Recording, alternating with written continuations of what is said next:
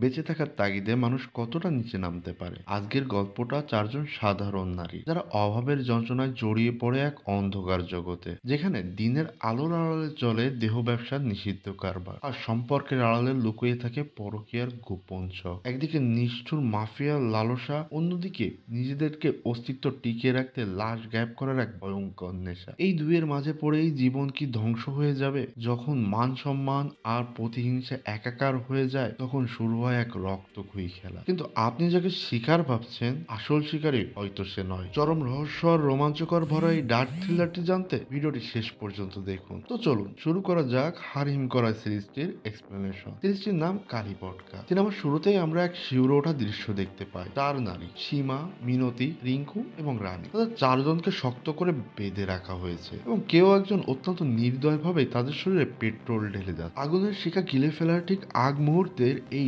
ভয়াবহ পরিস্থিতি আসলে তাদের নিজেদেরই তৈরি করা। তারা যেন জেনে শুনে বিপদকে নিমন্ত্রণ জানিয়ে এনেছে ঘরে। এই চার নারী নিজেদের কালীপটকা গ্যাং বলে, যাদের ভেতরে বারুদ শাসা থাকলেও বর্তমানে তারা চরম বিপদে বিদ্ধ। এই অবস্থায় তারা কিভাবে পৌঁছালো তা জানতে আমাদের ফিরে যেতে হবে 6 মাস আগের অতীতে। প্রথমে আসা যাক শ্রীমার কথায়, যে গ্যাংয়ের প্রধান সদস্য। শ্রীমা একজন কসাইয়ের মেয়ে। বাবার কাছে সে মাংস কাটার তামিল নিয়েছে। তার স্বপ্ন ছিল নিজের একটা মাংসের দোকান দেওয়া, কিন্তু বাবার মৃত্যুর পর সেই ব্যবসা বন্ধ হয়ে বর্তমানে সে একটি চামড়ার কারখানায় কাজ করে। তার বিশেষ গুণ হলো মানুষের দুর্বল জায়গায় আঘাত করা ও কারখানার সুপারভাইজার যখন শ্রমিকের বেতন নিয়ে টালবাহানা করে, তখন শ্রীমা একাই তাকে মারধর করে উচিত শিক্ষা দেয় এবং সাফ জানিয়ে দেয় যে তাদের পেটে লাথি মারলে পাল্টা হাত চালাতেও দ্বিধা করবে না শ্রীমা। ব্যক্তিগত জীবন অবশ্য সুখের নয়। তার অলস স্বামী কোনো কাজই করে না এবং তার একমাত্র ছেলে বল্টু টাকার অভাবে ভালো কলেজে ভর্তি হতে না পেরে মায়ের উপর চরম ক্ষুব্ধ।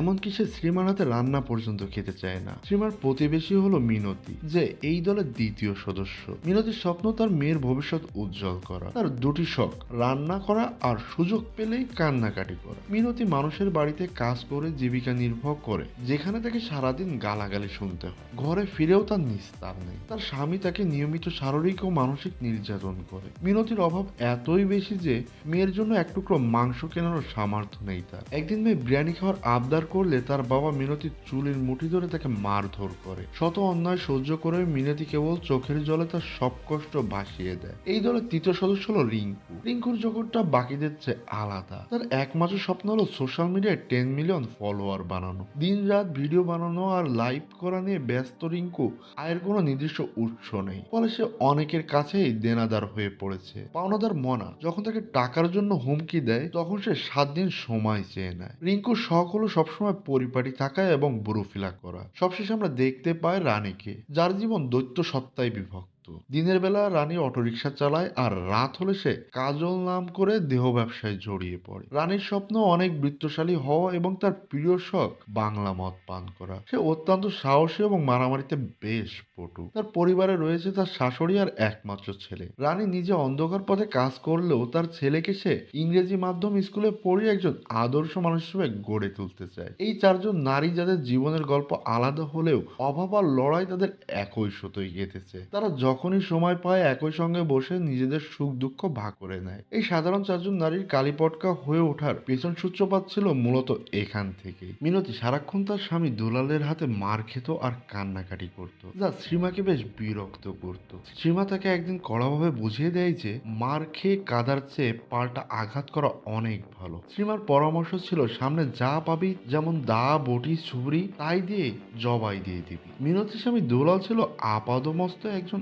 অকর্ম লোক। কাজ না করলেও মদ আর জোয়ায় সে মত্ত থাকতো। সে নিয়মিত জোয়া খেলতো রানা নামের এক মাফিয়ার বারে। রানা কেবল বারের মালিকই নয়, সে একজন ভয়ঙ্কর অপরাধী। তার নিষ্ঠুরতা এতটাই বেশি যে স্কুল শিক্ষক তার ছেলেকে শাসন করায়, সে সেই স্কুল শিক্ষককে নিজের ছোট্ট ছেলের সামনে কান ধরে ওঠবস করায়। সে তার ছেলেকে ছোটবেলা থেকে শেখায় কিভাবে মানুষকে ভয়ের মাধ্যমে নিয়ন্ত্রণে রাখতে হয়। একদিন মাতাল অবস্থায় দুলাল রানাকে প্রচন্ড গালিগালাজ করে। রানা রেগে গিয়ে পিস্তল পিস্তল উঠিয়ে দুলালকে ভয় দেখায় এবং জুয়ায় হেরে যাওয়া সমস্ত টাকা ফেরত দিতে বলে। রানার কুরুচি সম্পন্ন প্রস্তাবও ছিল। টাকা না দিতে পারলে দুলাল যেন তার স্ত্রী মিনতিকে রানার কাছে পাঠিয়ে দেয়, যাতে সে মিনতির সাথে সময় কাটিয়ে ঋণের টাকা উসুল করতে পারে। বাড়ি ফিরে দুলাল পাগলের মতো টাকা খুঁজতে থাকে। মিনতির অনেক কষ্টে মেয়ের পড়াশোনার জন্য কিছু টাকা জমিয়েছিল। দুলাল সেই টাকাগুলো কেড়ে নেয়, কিন্তু এই সামান্য টাকায় ঋণের বোঝা কমবে না দেখে সে মিনতিকে টেনে হিসেবে রানার কাছে নিয়ে যেতে চায়। স্বামীর এই চরম নিষ্ঠুরতা দেখে মিনতি আর নিজেকে সামলাতে পারে না। হাতের কাছে দেখা বটি দিয়ে সে দুলালের মাথায় সজোরে আঘাত করে। ঘটনাস্থলেই দুলালের মৃত্যু হয়। ভয়ে দিশেহারা হয়ে মিনতি শ্রীমাকে ডেকে সব খুলে বলে। মিনতি প্রথমে পুলিশের কাছে আত্মসমর্পণ করতে চাইলেও শ্রীমা তাকে বাস্তবতা বোঝায় যে খুনের অপরাধে তাকে সারা জীবন জেলে থাকতে হবে, আর তখন তার মেয়ের ভবিষ্যৎ অন্ধকার হয়ে যাবে। এদিকে শ্রীমার নিজেরও টাকার প্রয়োজন ছিল। ছেলের কলেজের ভর্তির জন্য মিনতি প্রস্তাব দেয় যে দুলালের ফ্যাক্টরি ইন্স্যুরেন্সের অর্ধেক টাকা সে শ্রীমাকে দিয়ে দেবে। টাকার বিনিময়ে শ্রীমা দুলালের লাশ গায়েব করতে রাজি হয়। লাশ সরানোর জন্য শ্রীমা অটোরিকশা চালক রানীকে ডেকে পাঠায়। রানী প্রথমে এই পাপের কাজে জড়াতে না চাইলেও শ্রীমা তার দৈত্য জীবনের কথা মনে করিয়ে দিয়ে তাকে রাজি করিয়ে দেয়। তারা দুলালের মৃতদেহ রিকশায় করে শ্রীমার বাড়িতে নিয়ে আসে। শ্রীমা মিনতিকে পাঠিয়ে দেয় তার নিজের ঘরের রক্তের সব দাগ মুছে ফেলার জন্য। রাতে শ্রীমার স্বামী বা ছেলে কেউই বাড়িতে না থাকায় তারা দুইজনে মিলে পরিকল্পনা করতে শুরু করে যে কিভাবে এই লাশটির চিহ্ন চিরতরে মুছে ফেলা যায়। শ্রীমা রানীকে এক হরহিম করা প্রস্তাব দেয়। সে বলে দুলালের মরদেহ টুকরো টুকরো করে কেটে ছোট ছোট পলিথিনে ভরে শহরের বিভিন্ন প্রান্তে ফেলে দিয়ে আসতে হবে, যাতে পুলিশ কোনোভাবেই দেহ শনাক্ত করতে না পারে। এই ভয়াবহ পরিকল্পনা শুনে রানী আতকে কেঁদে ফেলে। সে জানায় শ্রীমার মতো মাংস কাটার সাহস বা অভিজ্ঞতা কোনোটাই তার নেই। তখন শ্রীমা তাকে অন্তত দুলালের গায়ের কাপড়গুলো খুলতে বলে। রানী যখন দুলালের পোশাক সরাচ্ছিল ঠিক তখনই এক অলৌকিক ঘটনা ঘটে, অর্থাৎ গল্পে আসে টুইস্ট। মৃত ভেবে রাখা দুলাল হঠাৎ চোখ মেলে তাকায়। আসলে সে মারা যায়নি, শুধু জ্ঞান হারিয়েছিল। কিন্তু দুলাল বেঁচে থাকা মানেই শ্রীমা আর রানীর জন্য নিশ্চিত বিপদ। তাই কোনো দয়া না দেখিয়েই শ্রীমা তার ধারালো বটি দিয়ে দুলালের বুকে সজোরে কোপ বসিয়ে দেয়, তার মৃত্যু নিশ্চিত করে। কাজটা করে শ্রীমা পৈশাচিক হাসি আসে আর বলে, কসাই বাবা বেঁচে থাকলে আজ খুবই খুশি হতেন, যেন তার মেয়ে আজ অমানুষের মাংস কাটতেও শিখে গিয়েছে। ঠিক এই চরম মুহূর্তে শ্রীমার বাড়িতে হাজির হয় রিঙ্কু। পাওনাদার মনার হাত থেকে বাঁচতে তার জরুরি 10,000 টাকার দরকার, নয়তো মনা তাকে অসম্মানজনক অবস্থায় ইন্টারনেটে ছড়িয়ে দেওয়ার হুমকি দিয়েছে। ঘরে ঢুকেই রিঙ্কু মেঝেতে রক্তের দাগ দেখে সন্দেহ করে। শ্রীমা ইঁদুরের রক্তের দাগ বলে চালিয়ে দিতে চাইলেও রিঙ্কু তা বিশ্বাস করে না। এমনকি ঘরের ভেতরে দুলালের ফোন বেজে উঠলেও রিঙ্কু বুঝে ফেলে এখানে কোনো খুনের ঘটনা ঘটেছে। সে সুযোগ বুঝে মুখ বন্ধ করার জন্য বিনিময়ে 20,000 টাকা দাবি করে। শ্রীমা তাকে টাকা দিলেও রিঙ্কু ঘর থেকে বেরোনোর আগে পরামর্শ দেয় যে যেন তারা ফোনটা দ্রুত সরিয়ে ফেলে। শ্রীমা বুঝতে পারে রিঙ্কুকে অপরাধের অংশীদার করা দরকার। সে জোরে জোরে রিঙ্কুকে ভেতরে নিয়ে মৃতদেহ দেখায় এবং ভয় দেখায় যে সেও এই খুনের সাথে জড়িয়ে গেছে। তবে মিনতির ইন্স্যুরেন্সের টাকার লোভ দেখালে রিঙ্কু দ্রুত তাদের সাথে যোগ দিতে রাজি হয়ে যায়। শ্রীমার পরিকল্পনা অনুযায়ী রিঙ্কু বোরকা পরে কলকাতা চলে যায়। সেখানে দুলালের ফোন ব্যবহার করে মিনতির নম্বরে মেসেজ পাঠায়, যাতে লেখা ছিল দুলাল আর কোনোদিন ফিরবে না। এতে পুলিশের ধারণা হবে দুলাল স্বেচ্ছায় নিরুদ্দেশ হয়েছে। ওদিকে শ্রীমা ঘরে বসে বসে দুলালের দেহে নিপুণভাবে টুকরো টুকরো করে ফেলে। রিঙ্কু ভিতরে এলে তারা তিনজনে মিলে রাতের অন্ধকারে প্যাকেটগুলো শহরের বিভিন্ন জায়গায় ফেলে আসে। পরের দিন মিনতি এসে দুলালের জন্য পূজা দিয়ে চাইলে শ্রীমা তাকে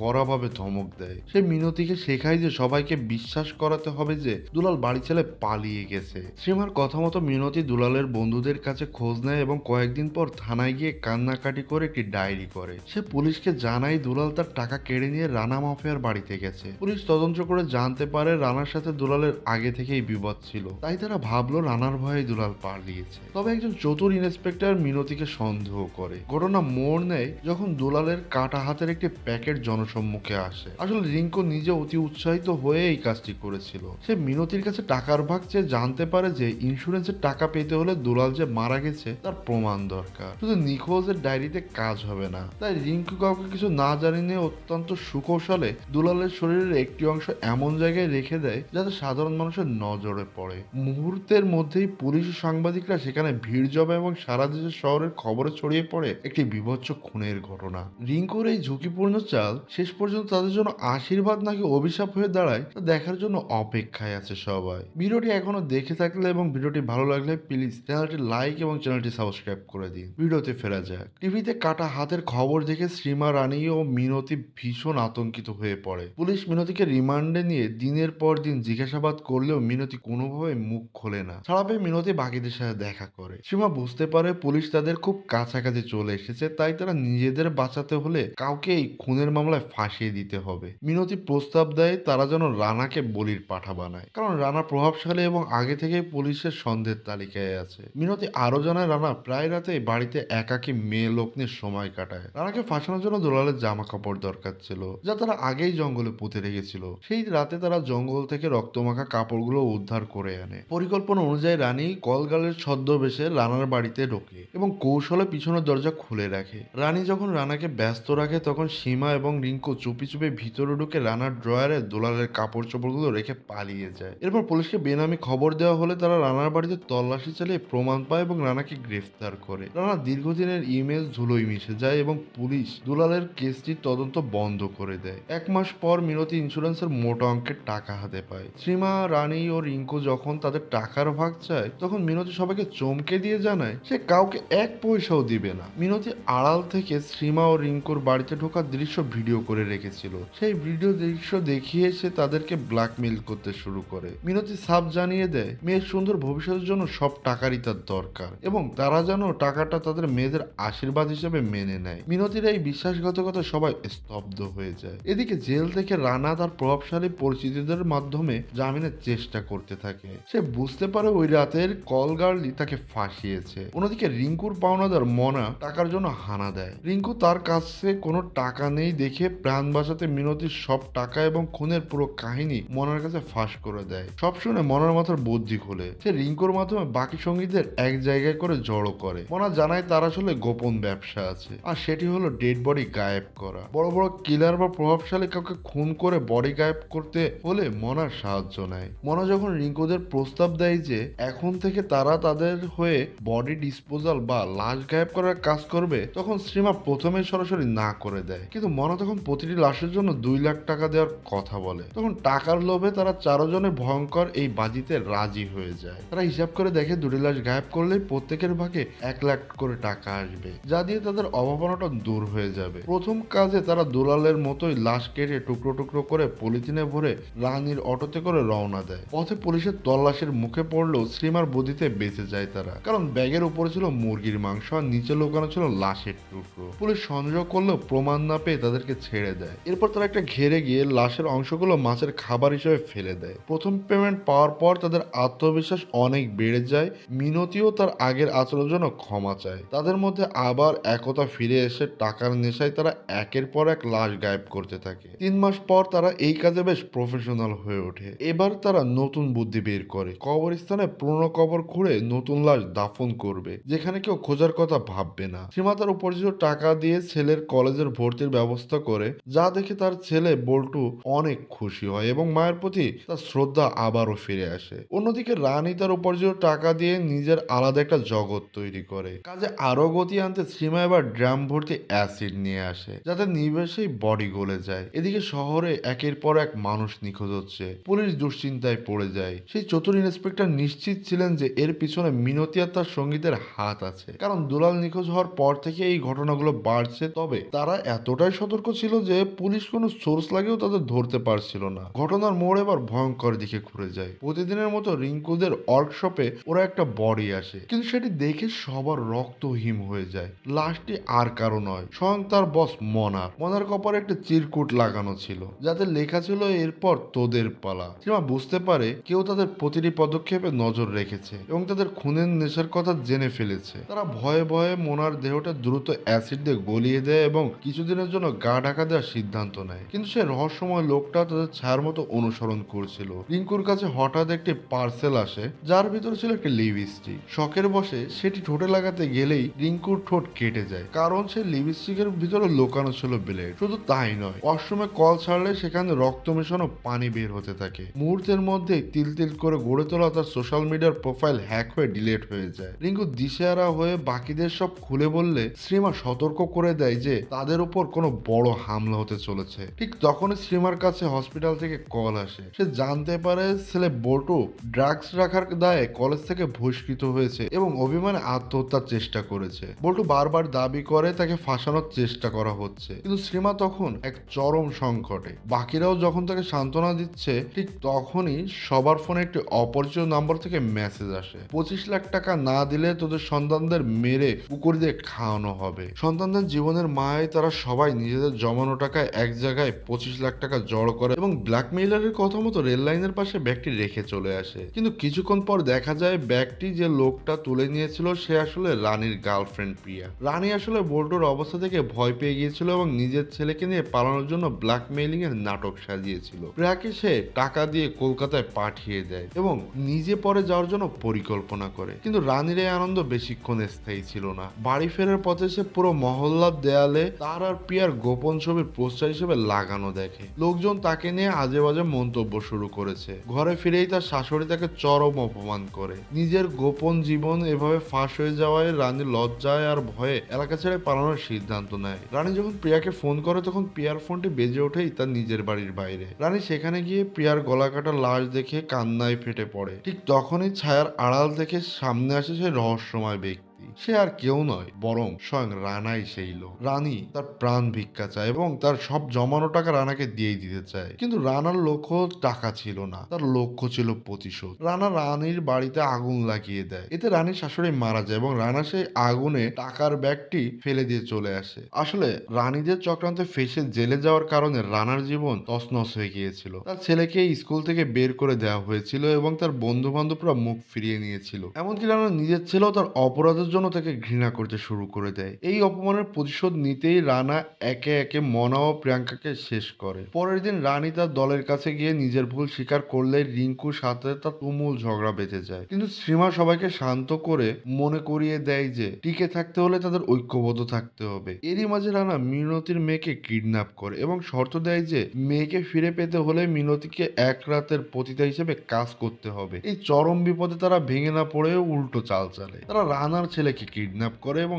রানাকে ভিডিও করে হুমকি দেয়। রানা তার ছেলেকে উদ্ধার করার জন্য মিনতির মেয়েকে আস্তানায় রেখে বের হয়, কিন্তু শ্রীমা আর রানী কৌশলে সেই আস্তানায় হানা দিয়ে মিনতির মেয়েকে আগেই উদ্ধার করে আনে। এদিকে রানা যখন শ্রীমাদের আস্তানায় ঢুকে মিনতি আর রিঙ্কুকে কাবু করে ফেলে, ঠিক তখনই সেখানে রানী আর শ্রীমাও চলে আসে। তারা তাদেরকেও মেরে বেঁধে ফেলে। এবার চারজনের শরীরে পেট্রোল ছেঁড়া থাকে, যা আমরা সিনেমার শুরুতেই দেখেছিলাম। ঠিক তখনই হাজির হয় রানার স্ত্রী। এখানে বেরিয়ে আসে গল্পের সবচেয়ে বড় টুইস্ট। তিনি রানার অপরাধমূলক কর্মকাণ্ডে অতিষ্ঠ ছিলেন এবং চেয়েছিলেন তার ছেলে যেন এমন বাবার ছায় বড় না হয়। তিনি নিজেই মিনতিকে বুদ্ধি দিয়েছিল রানাকে ফাঁসানোর জন্য। রানা ক্ষিপ্ত হয়ে তার স্ত্রীর উপর হামলা করতে গেলে শ্রীমা তার হাতের বাঁধন খুলে তার উপর ঝাঁপিয়ে পড়ে। সবশেষে রানী একটি চাপাতি দিয়ে রানাকে মেরে দীর্ঘদিনের যন্ত্রণার অবসান ঘটায়। সব ঝামেলা চুকে যাওয়ার পর তারা 25 লক্ষ টাকা হারানোর শোকে যেন একদম দুমড়ে মুচড়ে ছিল। কিন্তু শ্রীমা তখনই তাদের অবাক করে দিয়ে আসল টাকার ব্যাগটি বের করে আনে। আসলে ব্ল্যাকমেইলারকে টাকা দেওয়ার দিন শ্রীমা বুদ্ধি করে ব্যাগ বদলে দিয়েছিল। শেষ পর্যন্ত সেই টাকা চারজনের মধ্যে ভাগাভাগি করে নেয় এবং তাদের সন্তানদের সুন্দর ভবিষ্যৎ নিয়ে নতুন জীবন শুরু করে। এখানেই কালীপটকা গ্যাং এবং তার রোমাঞ্চকর গল্পের সমাপ্তি ঘটে। তো পুরো সিরিজটির কাহিনী আপনাদের কাছে কেমন লাগলো সেটা কিন্তু কমেন্টে জানাতে ভুলবেন না এবং চ্যানেলটির একটি লাইক এবং সাবস্ক্রাইব করে দিবেন। আজকের মতো এখানেই শেষ, দেখা হবে নতুন ভিডিওতে। আল্লাহ হাফেজ।